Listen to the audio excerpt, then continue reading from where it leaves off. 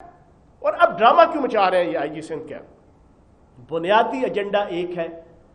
جب chief of the army staff general Qamar Javed Bajwa صاحب نے کمیٹی بنا دی یا کور کمانڈر کراچی کو کہا کہ فوری طور پہ انویسٹیگیشن کر کے رپورٹ دو، اس کے بعد دکھ بنتی ہے کہ آپ ڈرامے بازیاں کریں.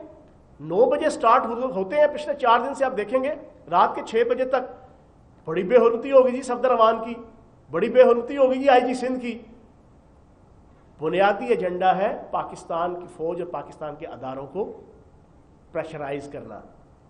ناکام کوشش، ناکام دباؤ لانے کی، صرف اپنے کرپشن کے کیسز، اپنی منی لانڈرنگ کے کیسز سے توجہ ہٹانے کے لیے، اور ان کی غلط فہمی ہے کہ کوئی بارگیننگ کرنے کے لیے. نہیں جناب، میں آج 2-3 باتیں کروں گا جو شاید ابھی تک 4 دنوں میں کسی نے نہیں کی ہوں گی. پاکستان کے لیڈنگ ٹی وی چینلز کے اندر صفدر امان صاحب کے ویڈیو آڈیو کلپس موجود ہیں جس پہ وہ کہتے ہیں کہ مجھے تو اپنی بیگم صاحبہ سے ملاقات کرنے کے لیے کئی ہفتے ٹائم لینا پڑتا ہے. یہ میں الزام نہیں لگا رہا، یہ کلپس جو نا وہ آپ چلائیں. میں دعوے سے کہتا ہوں جس ہوٹل کے اندر صفدر امان صاحب تھے وہ اپنے کمرے میں تھے اور بیگم صفدر امان صاحبہ اپنے کمرے میں تھیں. اس کی انویسٹیگیشن بھی ہو کے سامنے آ جائے گی. پہلے دن جو انہوں نے اپنے 2 زرخرید لوگوں کے ذریعے سے ٹویٹس کرائے، ایک ان کا خاص پپٹ ہے سابق پیمرا کا چیئرمین ابصار عالم، اس نے ٹویٹ کیا جو چٹخنی اور جو ہتھی اس نے دکھائی ہوٹل کی، وہ دروازہ اور وہ کچھ اور تھا، اور ایک دوسرا ان کا خاص ملازم ہے، میں نام نہیں لوں گا، اس نے ٹویٹ کیا ایگزیکٹ اسی ٹائم وہ دروازہ اور وہ ہتھی کوئی اور تھی. یار کچھ جھوٹ کے اور فریب کے اور فراڈ کا کوئی سر پاؤں نہیں ہوتا. اور پھر جس عزت اور احترام کے ساتھ سندھ پولیس کی گاڑی میں اکیلا اس کو لے کے ویڈیو سارے ٹی وی چینل دکھا رہے ہیں، اگلی سیٹ پہ بٹھا کے صاحب بہادر کو لے کے گئے، تو جناب اگر بقول ان کے رینجرز آئی اور جناب اس نے آ کے اٹیک کر دیا، دروازہ توڑ دیا، تو اس پوری ویڈیو کے اندر سارے لوگ نظر آ رہے ہوتے. پھر دوسری بڑی امپورٹنٹ چیز، بیگم صفدر امان صاحبہ وہ شخصیت ہے جو ٹوٹل سوشل میڈیا کی لیڈر ہے. ساری دنیا جانتی ہے وہ تقریر کر رہی ہوں گی تو ہاتھ میں موبائل، تقریر کرتے ہوئے بھی جو ہے نا وہ خود جناب فوٹوز لے رہی ہوں گی، وہ میٹنگ میں بیٹھی ہوں گی فوٹو لے رہی ہوں گی، ویڈیو بنا رہی ہوں گی، وہ جس حالت میں ہوں گی جناب وہ ویڈیو اور فوٹو بنا کے فوراً ٹویٹ کر رہی ہوں گی. وہ تو ٹویٹر ملکہ ہے، ملکہ ٹویٹر، اس کے علاوہ تو ان کا اور کوئی کام نہیں ہے. یہ کیسے ہو سکتا ہے کہ وہ چادر 4 دیواری ڈسٹرب ہوئی ہوتی اور بیگم صفدر امان صاحبہ کے کمرے کو جو ہے وہ دروازے کو توڑا گیا ہوتا اور انہوں نے فوٹو نہ بنائی ہوتی، انہوں نے اپنے موبائل کے ذریعے سے فوراً فوٹیجز نہ بنائی ہوتی اور فوٹیجز بنا کے چلائی نہ ہوتی. وہ تو ججز کی جناب ویڈیو بنا لیتی ہیں، وہ تو مخالفین کی جو ہے وہ ویڈیو بنانے کی جناب بڑی ماہر اور جناب کاریگر اور فنکار اور گھر سر رکھنے والی اور جناب صلاحیت رکھنے والی خاتون ہے. تو کیا عقل یہ مانتی ہے کہ اس ٹائم وقوعے کے وقت اگر بیگم صفدر امان صاحبہ کے کمرے کے اندر یہ ساری توڑ پھوڑ یا کوئی ہنگامہ یا کوئی اٹیک یا کوئی رش چاہے پولیس کا تھا چاہے کسی کا بھی تھا ہوا ہوتا اور بیگم صفدر امان صاحبہ نے ویڈیو یا فوٹیج نہ بنائی ہوتی اور اس کو سوشل میڈیا پہ نہ چڑھایا ہوتا؟ تو جناب والا میں دعوے سے کہتا ہوں ابھی انویسٹیگیشن ہوگی تو پتہ چل جائے گا. صفدر امان صاحب اپنے کمرے میں تھے، بیگم صفدر امان صاحبہ اپنے کمرے میں تھیں، اور یہاں پہ ڈرامہ رچایا جا رہا ہے جناب. چادر 4 دیواری ڈسٹرب ہو گئی. تو مجھے افسوس سے کہنا پڑتا ہے کہ مزار قائد کی کوئی چادر 4 دیواری نہیں ہے، مزار قائد کی کوئی رسپیکٹ نہیں ہے، مزار قائد کا کوئی احترام نہیں ہے، مزار قائد اور بابائے قوم کا کوئی احترام نہیں. احترام ہے تو آئی جی سندھ کا ہے، احترام ہے تو صفدر امان کا ہے. اور اس ایشو کے اوپر آخری بات کہتے ہیں صفدر امان صاحب، میں نے وہاں پہ مادر ملت کے نعرے لگوائے. آج یہ بھی میں پوری پاکستانی قوم کے سامنے رکھ دوں، یہ پاگل سرفراز شخص وہاں پر مادر ملت جناب اپنی زوجہ ماجدہ کو سمجھ کے نعرے مار رہا تھا. یہ پورا وہاں پہ جو گینگ تھا نا یہ پورا گینگ، یہ صفدر امان وہاں پہ ساروں کو اپنی زوجہ ماجدہ کو مادر ملت قرار دے کر زندہ باد کے نعرے لگا رہا تھا. پکڑا گیا تو کہتا ہے جناب میں مادر ملت فاطمہ محترمہ فاطمہ جناح کی زندہ باد کے نعرے لگا رہا تھا. تو میں سمجھتا ہوں کہ لوگوں کو بے وقوف مت بناؤ.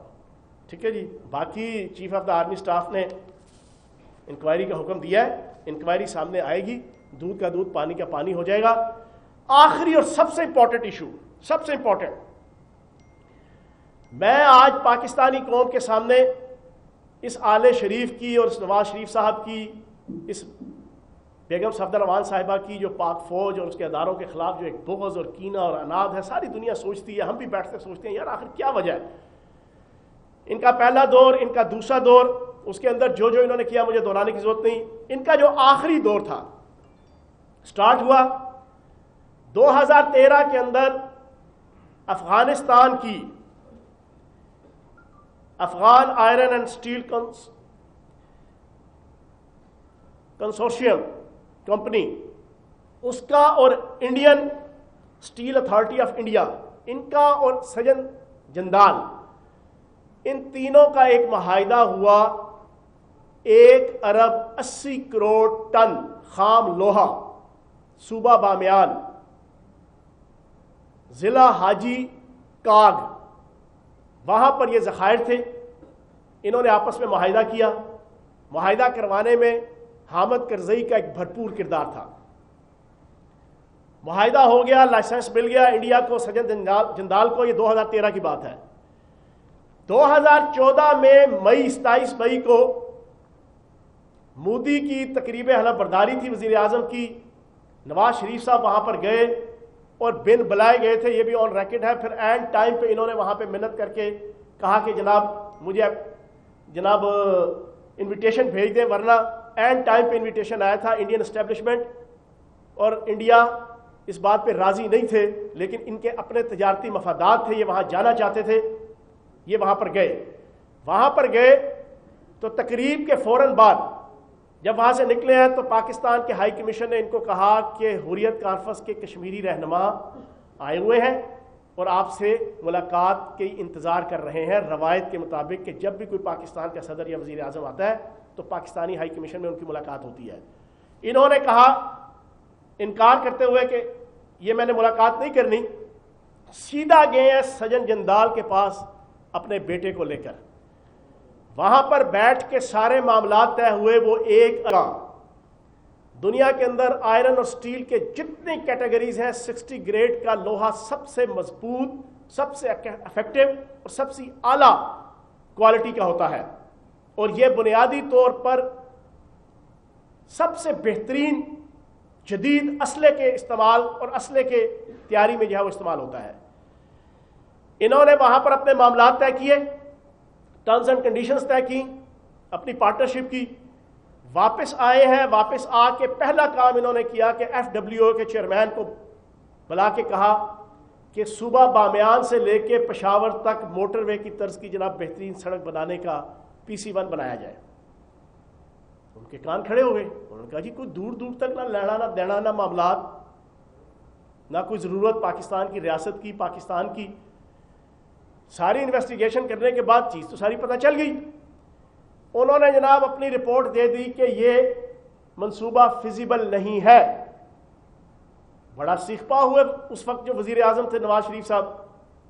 وہاں سے ایک کلیش سٹارٹ ہوا. بنیادی ایجنڈا یہ تھا کہ وہ 2 ارب ٹن لوہا تھا اور کوئلے کے ذخائر تھے. وہ سجن جندال اور انڈین اسٹیبلشمنٹ اور مودی سے طے ہوا تھا کہ وہ یہ روڈ بنے گی. اس روڈ کی ذریعے سے پشاور کے ذریعے سے موٹر وے سے ہوتے ہوئے لاہور اور واگا بارڈر سے جناب انڈیا جائے گا. اور انڈیا کی 45 اسلحہ ساز فیکٹریاں تھیں. اس فیکٹریوں کے اندر یہی لوہا 60 گریڈ کا 60 گریڈ کا وہ استعمال ہوگا. اور میں پوری پاکستانی قوم سے پوچھوں گا انڈیا نے یہ اسلحہ کس کے خلاف استعمال کرنا ہے یا کرنا تھا؟ انڈیا نے برطانیہ کے خلاف، فرانس کے خلاف، امریکہ کے خلاف یا افغانستان کے خلاف؟ یہ پاکستان کے خلاف استعمال کرنا تھا. پاکستان کے اداروں نے اس کی یہ آخری دور کی یہ جو پہلا بہت بڑا ملک دشمنی کے اوپر مبنی اور اپنی تجارت کو فروغ دینے کے حوالے سے وطن سے اور اپنی سرزمین سے اور اپنی دھرتی ماں سے بے وفائی کرنے کی جو پہلی اس کی پلاننگ تھی، اس کے رستے میں ہرڈل بنے اور یہ منصوبہ ناکام کیا. اور جندال کے لیے اور انڈیا کے لیے پاسبل نہیں تھا کہ وہ رشیا کے ذریعے سے جناب وہ لوہا اور وہ کوئلہ لے کر آئیں. اس کی فیزیبلٹی جو ہے وہ ڈیفیوز ہو جاتی تھی کاسٹ بینیفٹ ریشو کے پوائنٹ آف ویو سے.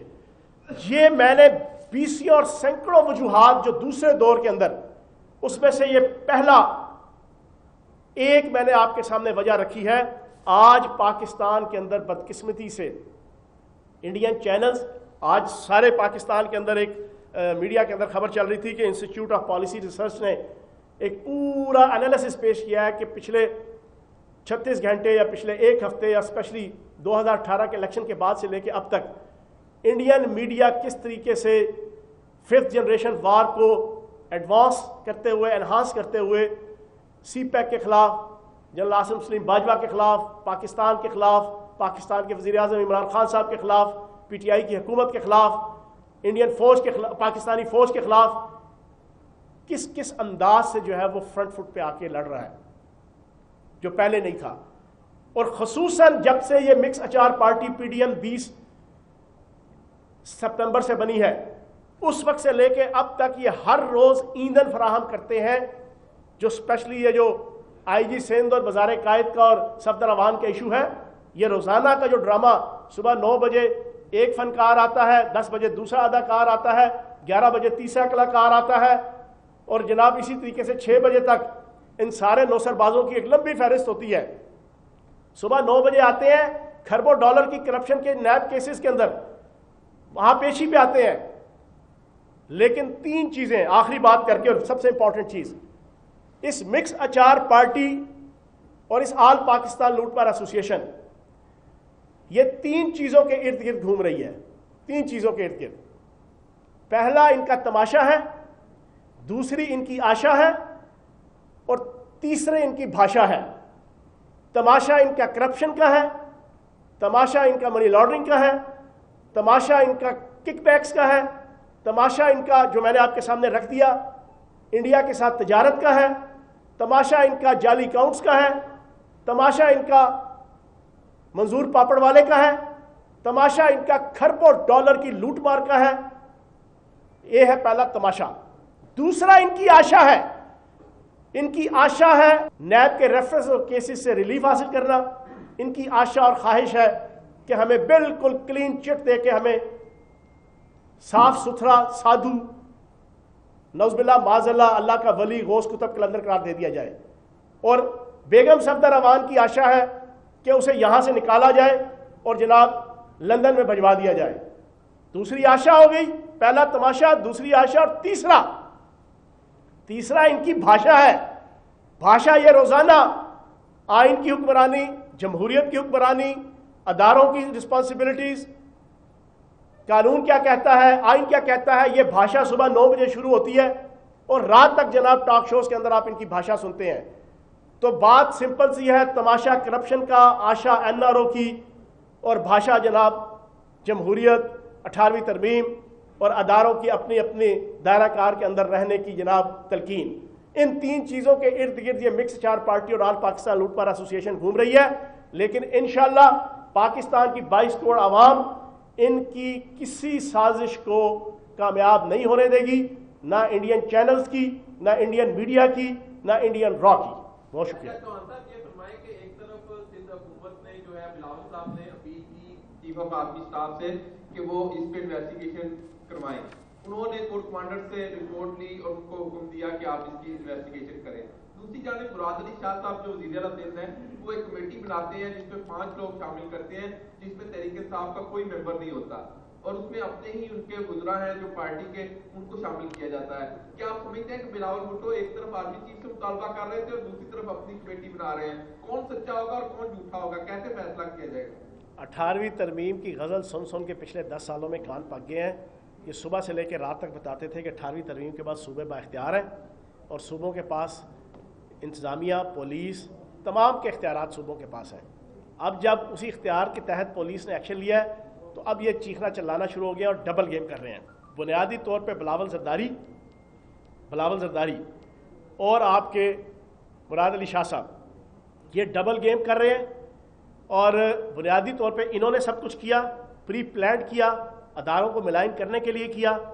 ورنہ آپ کے سامنے نظر آ جاتا کہ جو ابھی تک ویڈیو فوٹیجز آئی ہیں, رینجرز کا کوئی بندہ وہاں پہ نظر نہیں آیا. پولیس تھی, پولیس کی گاڑی تھی, اور عزت اور احترام کے ساتھ ان کو لے جایا جا رہا تھا. جی جناب. چوہان صاحب یہ بتائیے گا کہ اس وقت یہ جو بامیان والی ہم نے سٹوری سنائی ہے, یہ بامیان والی سٹوری 1 ارب 80 کروڑ ٹن جو لوہا ہے, یہ پاکستان کے کسی بھی حساس ادارے میں پاکستان کی جو رپورٹس ہوتی ہیں گزشتہ 6 سال میں یہ رپورٹ ابھی تک کہیں سے نہیں آئی, پہلی مرتبہ آپ سے آ رہی ہے. آپ کا سورس کیا ہے اس بارے میں؟ شریف احمدی ہے, سجن جندال ہے, پاکستان کی انٹیلیجنس ادارے ہیں, کیا سورس ہے؟ کیونکہ یہ 1 ارب 80 کروڑ کی. اور دوسرے اس کے ساتھ ہی کمنٹ کیجیے گا کہ آج یہ خبریں چل رہی ہیں کہ پرائم منسٹر پنجاب میں آپ کے علاوہ کسی کی بھی کارکردگی سے مطمئن نہیں ہے, کہ کوئی اتنی زوردار طریقے سے جواب نہیں دے رہا. تو کیوں آپ کے باقی کا گزرا وہ کیا شاید کس بات پہ شائنس فیل کرتی ہے جواب دینے میں؟ اچھا, میں آپ کے سامنے نا ابھی ساری پاکستانی عوام کے سامنے ایک ویڈیو جناب آصف علی زرداری صاحب کی وہ میں سنواتا ہوں. اس میں آپ کو نظر آ جائے گا کہ آصف علی زرداری صاحب کے کیا ویوز تھے آج سے 4 سال پہلے, اور ان 4 سال پہلے یہ کہا کرتے تھے کہ یہی نواز شریف صاحب ہیں جو گریٹر پنجاب انڈین اسٹیبلشمنٹ کے ساتھ مل کے جناب بنانا چاہتے ہیں. ٹھیک ہے, یہ سنیے گا. اگر گریٹر بینکس بنتی ہیں تو پھر ان کی اس وقت اگر 3000 برانچز ہیں یا 2000 برانچز ہیں, پھر تو 30,000 برانچز ہیں نا. آواز آ رہی ہے؟ خود میں پاکستانی عوام سنیں. تو مال بکتا ہے بھائی, یہ تو سوداگران ہے. زرداری صاحب آپ کہہ رہے ہیں گریٹر پنجاب کا مطلب ہے کہ انڈین پنجاب کے ساتھ الحاق. ایگزیکٹ الحاق, ان کے ساتھ بزنس ٹوگیدر. یہ کیسے ممکن کیسے ہوگا؟ جب آپ کی فورسز کو یہ کمزور کریں گے, جب آپ کی فوج کے اوپر یہ ڈماشز لگوائیں گے, جب آپ کے اوپر یہ وہاں بیٹھ کے شیخ صاحب ان کو کہیں گے کہ جی میاں صاحب تو بڑی ڈیموکریٹ ہیں, وہ تو لالو پرساد کے ساتھ ان کے کھانے ہوتے ہیں, وہ ان کی دعوتوں پہ آتے ہیں اور یہ وہاں جاتے ہیں, وہ ملنے کے لیے تیار ہیں. اور خود ایک امریکن پریزیڈنٹ کو لالو پرساد کہتا ہے کہ ہم میاں صاحب کے ساتھ بزنس کر سکتے ہیں, we can do business with Nawaz Sharif. تو میری تعریف اگر وہاں سے آئے تو یہ پاکستان کے لیے کوئی اچھا وہ تو نہیں ہے. انڈینز نے کہا تھا کہ ہم نے بھی نواز شریف صاحب پہ انویسٹ کیا ہوا ہے, but we never believed it. Pakistan Peoples Party کا لیڈر میاں نواز شریف پہ یہ الزام لگا رہا ہے. الزام نہیں لگا رہا, میں کہہ رہا ہوں I believe in it. بھی آپ اگر فورن منسٹر نہیں رکھتے, آپ کچھ 3 سال سے ہم کہہ رہے ہیں کہ فورن منسٹر رکھیں, آپ کسی کو ہائر نہیں کرتے to protect your interest in Washington. آپ کو پتا ہے واشنگٹن کی لابی جو ہے اسمال لابی, تو آپ کیا کر رہے ہیں؟ بائی ڈیفالٹ آپ کسی اور کو ایڈوانٹیج دے رہے ہیں نا. آپ بائی ڈیفالٹ اگر ایڈوانٹیج دے رہے ہیں تو ایڈوانٹیج کس کو جا رہا ہے؟ انڈیا کو جا رہا ہے نا. تو یہ نیشنل سیکیورٹی تھریٹ بنتا ہے. نیشنل سیکیورٹی تھریٹ تو اللہ نہ کرے, آپ بھی ہیں, ہم بھی ہیں, ہم سب پاکستانی ہیں. ان کی کیا بساط کی ہے ہمیں کچھ کر سکے پاکستان کو, اور اللہ نہ کرے, اللہ کی ذات بھی ہے. مگر ان کی سوچ صرف اگر ان سے کوئی ساتھ ہے تو ٹھیک ہے, اگر ان کے کوئی خلاف ہے تو پھر یہ ایکسٹریمنٹ. پوری پاکستانی قوم نے سن لیا. بلاول زرداری صاحب یہ آپ کے ابا جی ہیں. آج سے 4 سال پہلے ارشد شریف صاحب بڑے سینئر, بڑے ایکٹیو, بڑے ویجیلنٹ جناب جرنلسٹ ہیں, ان کو انٹرویو 1 to 1 دے رہے ہیں. کہتے ہیں کہ یہ نواز شریف انڈین ایجنٹ ہے اور یہ گریٹر پنجاب بنانا چاہتا ہے, اور یہ گریٹر پنجاب بنانے کے لیے ساری سٹرگل کر رہا ہے. اسی کی ایک میں نے صرف آپ کو جھلک دکھائی ہے, ایک جھلک صرف بامیان صوبے کی. یہ 7500 چیزیں اس طرح کی ہیں. اور اسی طریقے سے باقی بھی آپ کا جو والیوم 10 ہے نا, جو پاناما کیس کا پڑا ہوا ہے, وہ بھی کھل جائے تو اس میں بہت سی چیزیں آ جائیں گی. تو بلاول زرداری صاحب, خدا کا واسطہ ہے, اپنے والد کی لاج رکھ لو, بیچارہ بیمار ہے اس وقت, زندگی کے جناب بڑے امپورٹنٹ لمحات میں ہے, اس کی کئی ہوئی بات کا پیرا دو. اپنی کرپشن اور اپنی بددیانتی سے بچنے کے لیے, جن کو انڈین ایجنٹ کہتے تھے, جن کو گریٹر پنجاب بنانے کا تم کہتے تھے کہ الزام نہیں, میں کہہ رہا ہوں کہ یہ ہے, تو اس کے متعلق کم از کم یہ چیز نہ کرو. چوہان صاحب یہ بتائیے گا کہ آپ نے جس طرح ابھی بات کی موجودہ حالات کی, کیا آپ سمجھتے ہیں کہ آپ کہہ رہے ہیں کہ پیپلز پارٹی نے کراچی کا واقعہ خود کروایا ہے, آرمی چیف نے انکوائری کا حکم دے دیا, تو کیا یہ تحریک انصاف کی جو وفاقی حکومت ہے ان کی اور فوج کے درمیان کوئی اگر خلیج پیدا کرنے کی کوشش اگر کی گئی ہے, تو آپ سمجھتے ہیں کہ آج بھی فوج اور عمران خان اور تحریک انصاف کی حکومت ایک پیج پر ہے؟ اچھا, میں ایک پولیٹیشین ہوں, ساری زندگی سیاست میں گزری ہے. میں آپ کو بڑے واضح طور پہ بتا دوں, فوج ہمیشہ الیکٹڈ گورنمنٹ کے ساتھ ہوتی ہے. پاکستان کی فوج ہمیشہ الیکٹڈ گورنمنٹ کے ساتھ ہے. اگر نہ ہوتی تو ہم 4 حلقوں کا لے کے نکلے تھے, 1.5 سال ہم نے فرینڈلی اپوزیشن کی, ٹھیک ہے جی, اور اس کے بعد جب ہم دھرنا دینے نکلے, چاروں کے چاروں حلقوں پہ سپریم کورٹ الیکشن کمیشن نے ری الیکشن کروایا, ثابت ہوا کہ دھاندلی ہوئی ہے, چاروں پہ ری الیکشن ہوا, ٹھیک ہے جی, ہمارا سٹینڈ ثابت ہوا, حق سچ کے اوپر مبنی سٹینڈ کے اوپر ہم 126 دن بیٹھے رہے, لیکن ہم حکومت نہیں ہلا سکے, حکومت نہیں گئی. کیوں کہ پاک فوج اس حکومت کے ساتھ تھی, کیونکہ یہ اس وقت جیسی تیسی بھی تھی, اس وقت ایک لوگوں کے سامنے, دنیا کے سامنے کاغذوں کے اندر ایک الیکٹڈ گورنمنٹ تھی. تو حکومتوں کے ساتھ ہوتی ہے پاک فوج جناب والا. اور اگر آج پاک فوج جو ہے اور فوجی ادارے وزیر اعظم پاکستان کے ساتھ کھڑے ہیں, تو وہ عمران خان صاحب کی ذات کے ساتھ نہیں کھڑے, وہ وزیر اعظم پاکستان کے ساتھ کھڑے ہیں, وہ وفاقی حکومت پاکستان کے ساتھ کھڑے ہیں. تو بات آپ نے ذیشان بخش صاحب بڑا اچھا سوال کیا ہے. اصل میں یہ بہت بڑی سازش تھی, یہ بہت بڑی سازش تھی. فالس فلیگ آپریشن تھا, جیسے وہ انڈیا کراتا ہے نا, پٹھان کوٹ, اوڑی, پلوامہ, ٹھیک ہے جی. دوسری جنگ عظیم شروع ہونے سے پہلے بھی جناب ایک ہوا تھا جاپان اور امریکہ کے درمیان بھی. بالکل یہ وہ آپریشن ہے جس کے تحت پری پلانڈ کوشش کی گئی ہے اداروں کو ملائن اور ریگریٹ کرنے کی, اور حکومت اور اداروں کے درمیان ایک تفرقہ ڈالنے کی.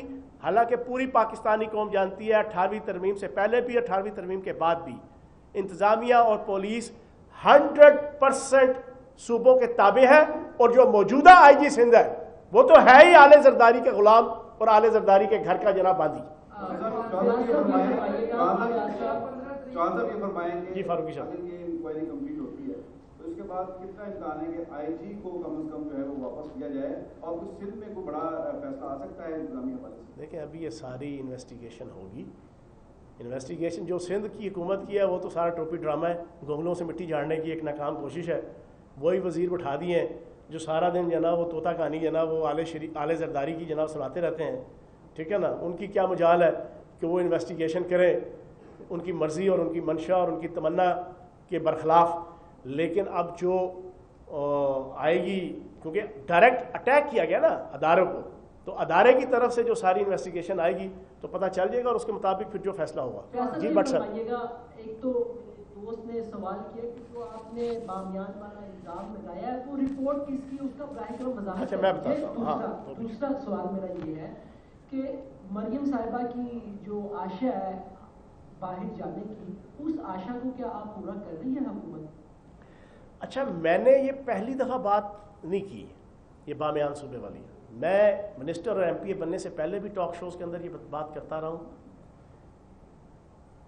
دنیا نیوز کے بڑے ویجیلنٹ جناب آرٹیکل رائٹر ہیں منیر بلوچ صاحب, انہوں نے کل یہ آرٹیکل بھی لکھا ہوا ہے, اور اس سے پہلے بھی کئی دفعہ وہ لکھ چکے ہیں, اور اس کے علاوہ اور کئی کالمسٹ جو ہے یہ بات لکھ چکے ہیں. یہ کوئی 100% نئی بات نہیں ہے, لیکن چیزیں تذکیر پہلے کی یہ ساری چیزیں پتہ ہے, ٹھیک ہے نا جی. اور میں تو 20 دفعہ یہ ٹاک شوز کے اندر جو ہے نا 2015, 16, 17 کے اندر جو ہے نا یہ بیان کر چکا ہوں. لیکن آج میں نے اس وجہ سے ڈیٹیل سے بیان کیا ہے کہ پاکستانی قوم کو سمجھ آئے کہ یہ بہت بڑے جو ڈرامے باز چاچے مامے جمہوریت کے بنے بیٹھے ہیں, ان کا اصل چہرہ اور اصل پلان کیا ہے, یہ بغض کیوں رکھتے ہیں. اور ایک سوال آخری میں پوچھ کے اٹھوں گا, एक मिनट, एक सवाल पूछूंगा बेगम सफदराबाद साहिबा से और 200 रुपए किलो अंडों वाली सरकार से। जनाबे वाला, आप जमहूरियत की इतनी माला चमते हैं, मुझे बताएं आपकी अपनी पार्टियों के अंदर कितने किलो जमहूरियत मौजूद है? बस कितने किलो जमहूरियत आपकी अपनी पार्टियों में? जी ये बताइएगा, पीडीएम का जो बयानिया है, पीडीएम का खास तौर पे फौज के खिलाफ जो बयानिया है, वो बात करते हैं, इधर से जवाब आता है, उसमें बदनाम तो फौज हो रही है। तो इस बयानिए को रोकने के लिए कोई कानून साजी या कोई आप क्या स्टेप ले रहे हैं कि कम से कम वो जो 5th जनरेशन वार का तो हिस्सा ना बने? देखें, बात ये है, हम तो जब ये साजिश करते हैं, अभी थोड़ी देर पहले जनाब वो साबिक वजीर आज़म जो अरबों डॉलर की लूटमार LNG की हुई है, अपना केस चल रहा है, वो आके हर रोज प्रेस कॉन्फ्रेंस आते, नैब की पेशी में है, बनते आके साधु है, आते करप्शन और बदजाती के केसेस में है, बनते आके अल्लाह के वली है, आते जो है वो अकबा परवरी और लूटमार के केसेस में है। और जनाब वहां पे अदालत से जाके खुद ही वकील सफाई, खुद ही वकील प्रोसिक्यूशन, खुद ही गवाह, खुद ही गवाही दे दिला के सारा कुछ करके एंड में ऐलान करके जाते हैं, भाई जी असी बड़े साधु नमाजी परहेजगार अल्लाह दे वली हैं, असी बेकसूर, तो जनाब अस्सलाम वालेकुम, अपनी अदालत से जाई चले गए जनाब। तो जनाब उसका जवाब देने के लिए मजबूरन हमें आना पड़ता है और आके बताना पड़ता है कि हकीकत क्या है। बहुत शुक्रिया।